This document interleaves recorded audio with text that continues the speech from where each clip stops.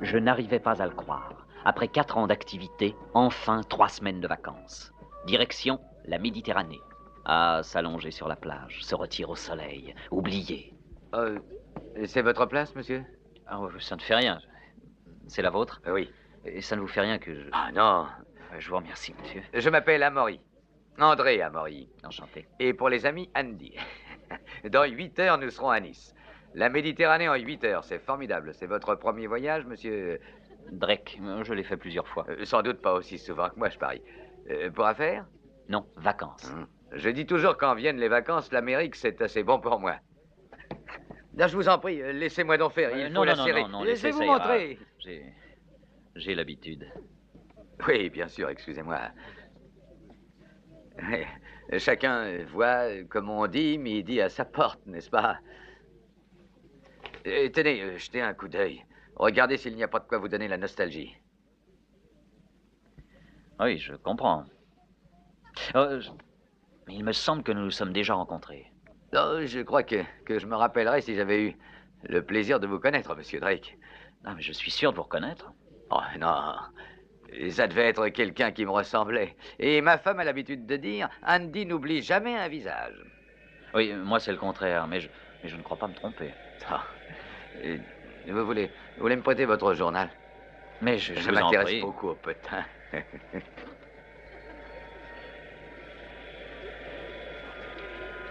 Ah, ces journalistes.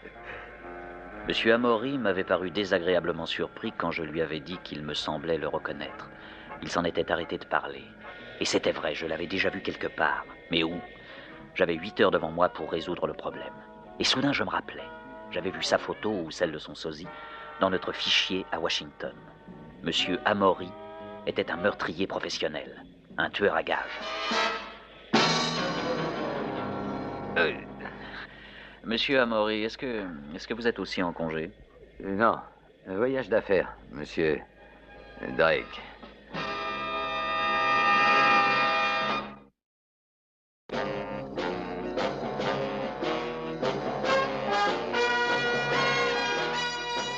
Tous les gouvernements ont leurs services secrets. En Amérique, c'est le CIA. En France, le 2e bureau. En Angleterre, le M15. L'organisation atlantique a le sien aussi. Dans les cas difficiles, on fait appel à moi ou à quelqu'un dans mon genre. Oh, je me présente. Je m'appelle Drake. John Drake.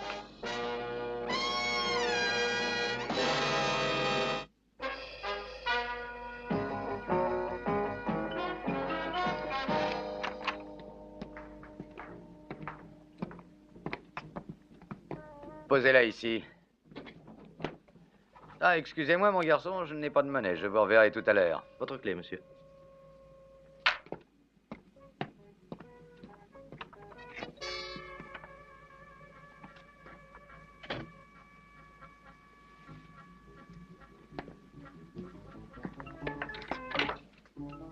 Demandez-moi l'agence de l'avenir, s'il vous plaît.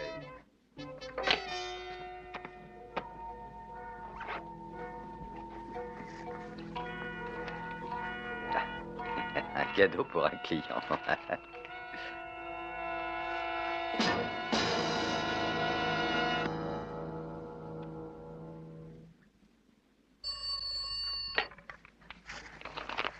Allô, c'est l'agence de l'avenir? Je voudrais parler à Georges. C'est toi, Georges? Ici Andy. Oui, Andy. Je viens d'arriver. Chambre 608. Tu viens tout de suite? D'accord, je t'attends.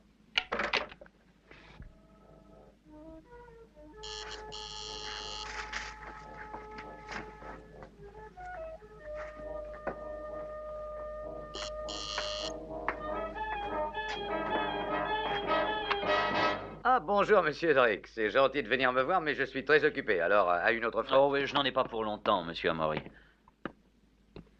Vous êtes en voyage d'affaires, m'avez-vous dit? Oui. En effet. Eh bien voilà, je possède de très nombreux correspondants dans le sud de la France et j'ai pensé que je pourrais vous recommander à eux. Non, c'est très aimable à vous, monsieur Drake, mais mes affaires sont un peu, comment dire, spéciales. Oui, je sais. Que voulez-vous dire? Comment ce que je veux dire? Qu'est-ce que vous savez au sujet de mes affaires? Rappelez-vous que je vous ai dit que nous nous sommes vus. Oui, je me rappelle, mais c'est faux. En effet, c'est votre photo que j'ai vue, au fichier à Washington. mais pas sous le nom d'André Amaury. Non? Non, l'affiche portait Andreas Amari. André Amaury est assez rapprochant, n'est-ce pas? Tourne-toi. Allons, tourne.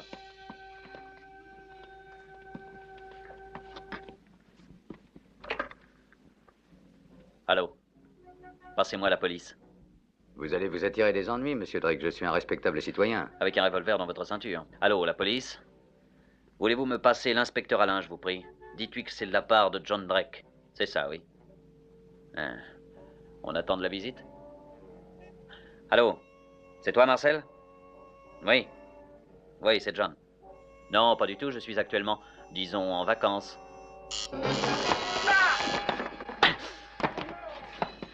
Allô, Marcel? Marcel, rends-moi un service. Envoie immédiatement quelqu'un chambre 608, hôtel Miramar, qu'il emmène l'homme qu'il y trouvera. D'accord? Merci, à bientôt.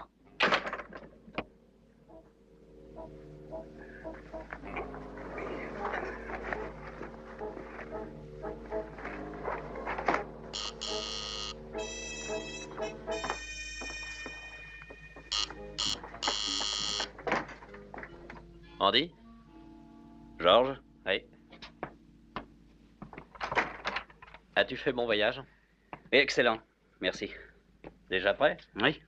Partons tout de suite, je vais faire demander un porteur. Inutile, je n'ai qu'une seule valise.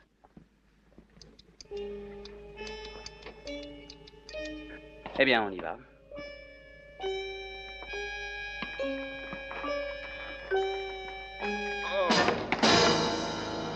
Je t'emmène à la villa directement. Parfait. C'est une chance que l'actuel entraîneur ait démissionné. Ah oui, Tu n'es pas du genre causant, hein? on me paie pour me taire. Quand je suis allé mettre le grand patron au courant de l'affaire, il a dit « J'ai justement le gars qu'il faut. Le seul qui joue à la fois sur les deux tableaux. Oui, le patron me connaît bien. Il a le sens de l'humour, le patron. Maintenant, écoute, Andy. Ce travail dont on t'a chargé doit ressembler à un accident. C'est d'une grande importance. À aucun prix, la police ne devra conclure au meurtre. Ne s'en fasse pas, je suis le spécialiste des accidents. Bon.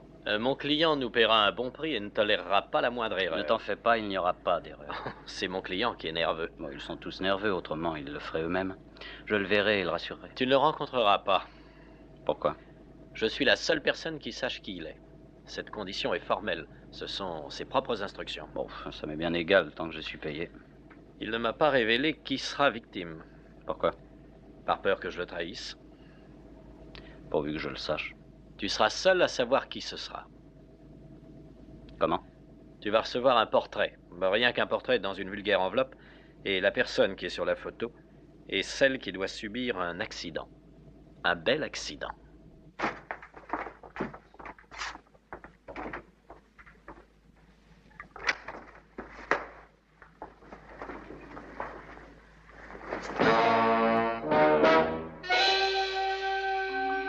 J'étais en vacances, je n'avais pas à me mêler de ça. Mais une personne payait une seconde pour liquider une troisième. Pouvais-je rester les bras croisés? Une certitude, la victime devait habiter la villa. Mais qui payait? Comment devrais-je m'y prendre? Qui serait la victime? Autant de questions sans réponse. Pour le moment. Oui, qu'y a-t-il? Monsieur Gauthier, c'est Monsieur Harrison, monsieur. Oh, bonjour, Harrison. Bonjour. Je vous remercie. Je suis le secrétaire de Monsieur Baron. Si vous avez besoin de quoi que ce soit, voyez-moi. Vous êtes assez présentable, ma foi. Trop aimable. La plupart de vos confrères ont un tel manque d'allure. Avez-vous déjà été en contact avec la haute société, Monsieur Harrison? Il faut beaucoup de patience. Encore autre chose, si vous voulez rester, gardez vos distances avec Mademoiselle Véronica. Je ferai de mon mieux. Non, pas du tout. Ne faites rien. Je vais vous montrer votre chambre. Et je vous présenterai ensuite à Monsieur Baron qui est justement rentré.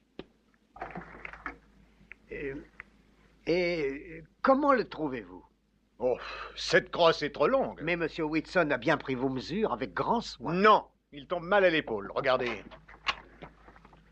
Monsieur Harrison est là, Monsieur Baron. Ah, le voilà. Vous y connaissez en fusil? Je l'ai. Voilà une réponse rudement prudente.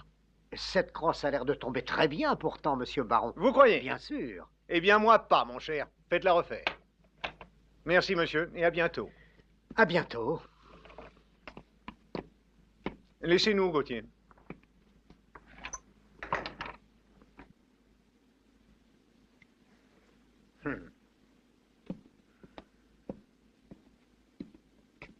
Approchez. Voilà une petite partie de ma collection.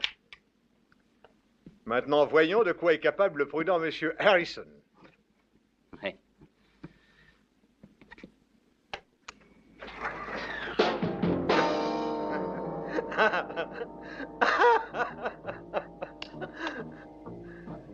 Alors, vous avez le choix?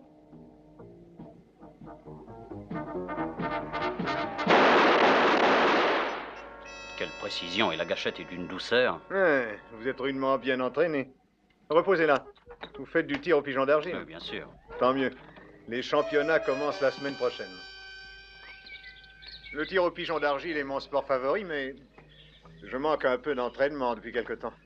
Il va falloir que je m'y remette sérieusement. Ah, Véronica, ma chérie. Voici la personne que nous attendions. Monsieur Harrison, ma nièce, mademoiselle Baron. Très honoré. Bonjour, monsieur Harrison. Vous êtes là depuis quand? Je viens d'arriver. Alors j'espère que monsieur Gauthier s'est occupé de vous. Ah oui, je vous remercie. Je veux que vous vous sentiez chez vous ici. Comptez sur moi. Nous pourrions, si cela ne vous fait rien, commencer dès maintenant. Pas d'objection? À votre entière disposition, mademoiselle. Alors rendez-vous dans un quart d'heure. C'est ça. Veuillez vous asseoir, monsieur Harrison. Merci. Ah, je vous recommande, ne la découragez pas, Harrison. Elle essaye, mais elle ne fait pas de progrès. Enfin, ça l'occupe. Merci.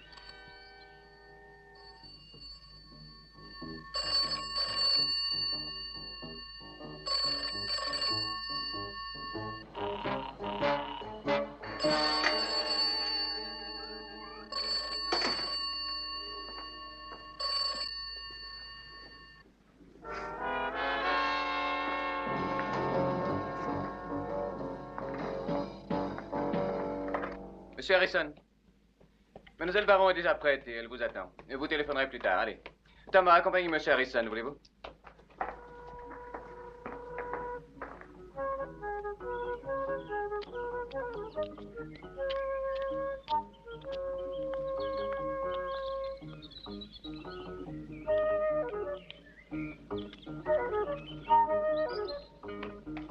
Mademoiselle est là-bas.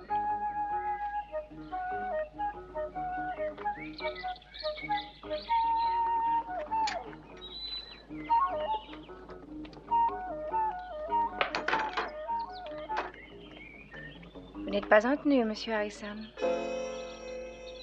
Je crois qu'il est nécessaire de mettre les choses au point, mademoiselle. Vous voulez améliorer votre jeu? Bien sûr. Eh bien, ma méthode ne consiste pas seulement à échanger des balles avec vous. Aujourd'hui, je me contenterai de vous regarder jouer. J'étudierai votre coup droit, votre revers. Je veux examiner votre style naturel. Monsieur Harrison, je veux améliorer mon revers et Louis me répétait que... Louis? Mon ex-entraîneur. Qui est-ce? C'est Marcel, il s'occupe de l'entretien. Ah oui. Si nous commencions, voulez-vous? Dites-moi, Marcel, vous avez fini? Oui, monsieur. Vous renverrez la balle à mademoiselle Véronica, le coup droit d'abord, s'il vous plaît.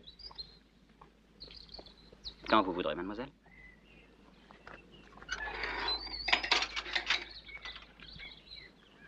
Je commençais à comprendre ce que Georges avait voulu dire en parlant de jouer sur les deux tableaux. L'un des tableaux était le tennis, l'autre, le meurtre. J'allais avant peu recevoir une enveloppe avec une photo, ce qui me permettrait de prendre enfin des dispositions me permettant de remettre l'affaire entre les mains de la police.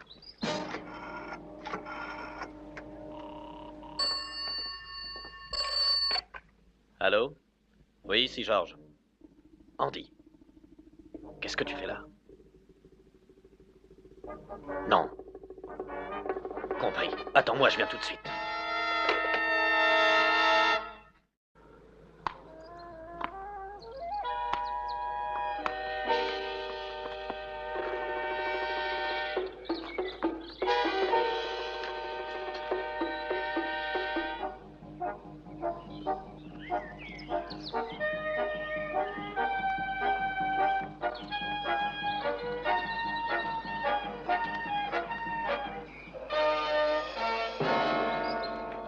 Richard, voici monsieur Harrison, monsieur Clément. Très heureux. Monsieur Harrison, nous reprendrons plus tard. Demain à la même heure, si vous voulez. À votre disposition, mademoiselle. Monsieur Clément. Monsieur Clément, je ne désire pas vous voir ici. Nous étions bien d'accord. Enfin, monsieur Baron, croyez que... Veuillez vider les lieux immédiatement, monsieur. Je te défends de lui parler sur ce ton. Rentre tout de suite à la maison, Véronica. Je ne suis pas une de tes employées et je n'ai pas d'ordre à recevoir de toi. Vraiment. C'est bon, Véronica. Je vide les lieux.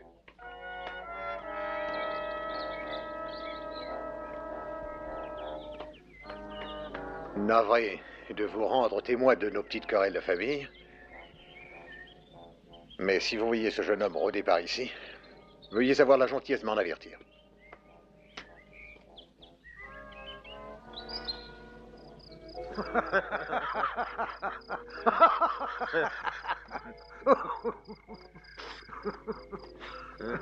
Le courrier, monsieur. Merci.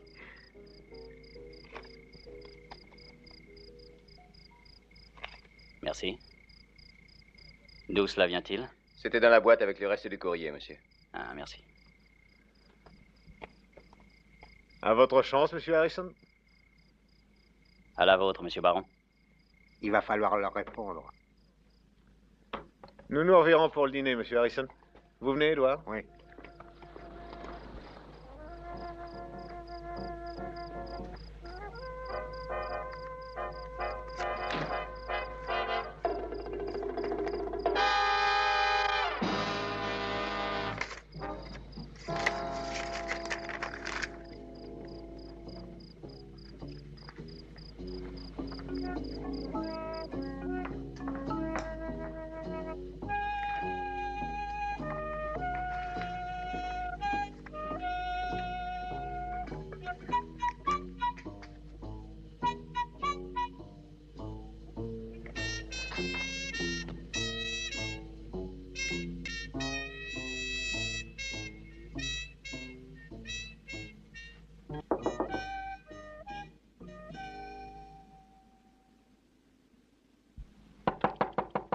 Yes? Harrison. Je voudrais vous parler seul à seul.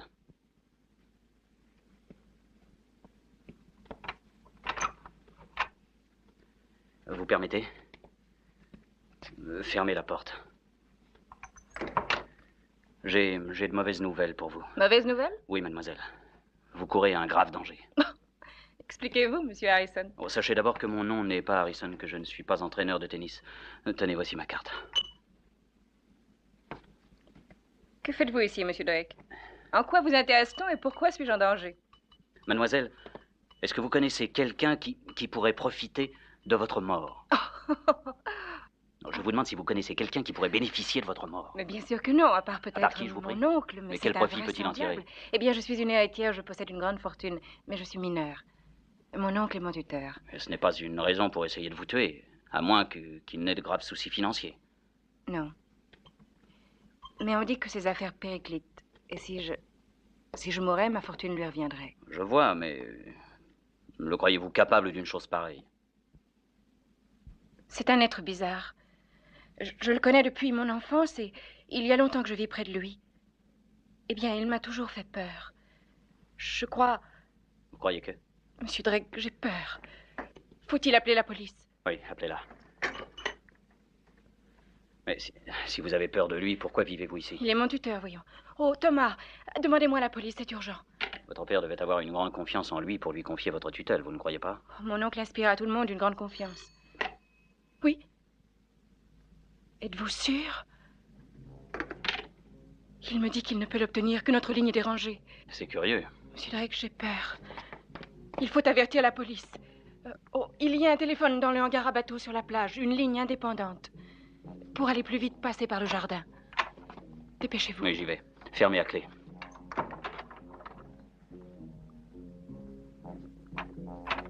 Oui? Pardonnez-moi, je voudrais vous parler seul à seul. Vous voyez que je suis occupé. Mon affaire est plus importante que celle de Monsieur Roulier. Vraiment? Oui, c'est très urgent. Bien. Laissez-nous seul un moment, Edouard.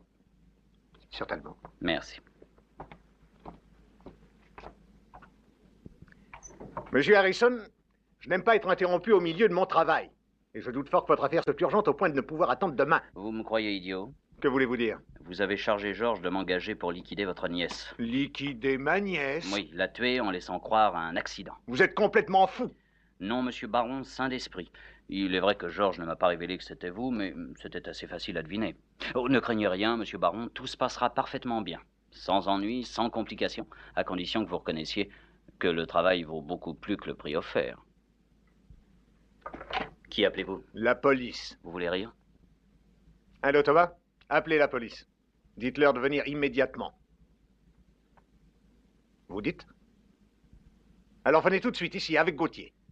Vous n'allez pas dire que vous ignoriez que la ligne extérieure était coupée, monsieur Baron. Et si vous êtes si pressé d'appeler la police, pourquoi ne pas l'appeler depuis le hangar à bateau? Il y a une ligne là-bas. Tenez, et finissons de jouer au plus fin.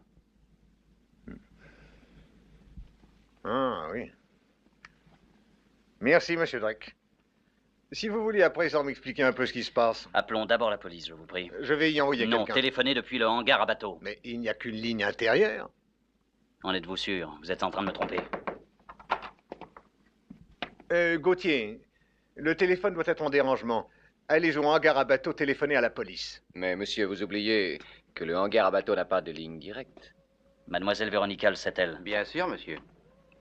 Voilà qui est très très intéressant.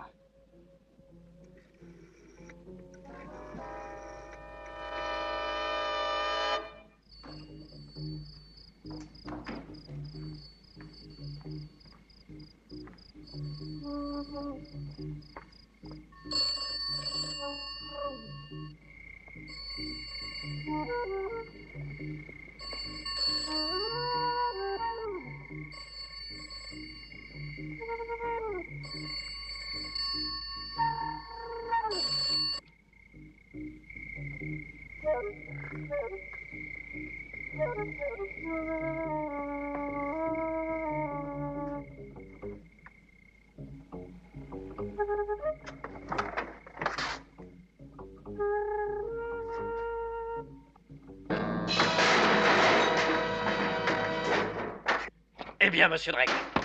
Ça peut aller vite, ça peut aller doucement en faisant durer le plaisir. Que voulez-vous? Qui t'a mis sur la piste? As-tu mis la police au courant? Vous n'allez pas vouloir le croire, mais il s'agit d'une coïncidence. J'ai vu la photo d'Amory dans le fichier à Washington. George a cru que j'étais Amory. Je ne l'ai pas détrompé, mais j'ai joué le jeu absolument seul. Tu mens. Non, c'est vrai. Vous avez eu une riche idée, Richard, en m'envoyant la photo de Véronica au lieu de celle de la vraie victime. La ferme. Celle de monsieur Baron. Eh oui, Richard, un bel avenir s'ouvrait à toi. Marié à Véronica, après t'être débarrassé d'un tuteur trop clairvoyant, tu devenais un des hommes les plus riches de la côte. Tu vas la fermer? Mais il ne faut pas avoir confiance en ses héritières, ne sachant s'y prendre. Elles avouent vite. T'es un menteur, c'est elle qui nous a prévenus. C'est ce que je voulais savoir. Ça suffit. As-tu réussi à prévenir la police? Non, pas moi, mais d'autres l'ont fait. Allez-y, monsieur Baron!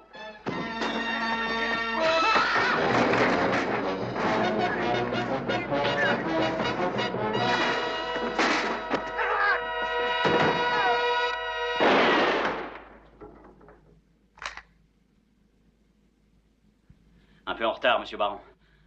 Mais merci quand même. Ça pouvait mal finir pour moi. Et maintenant, messieurs, debout. Allons. Pressons un peu.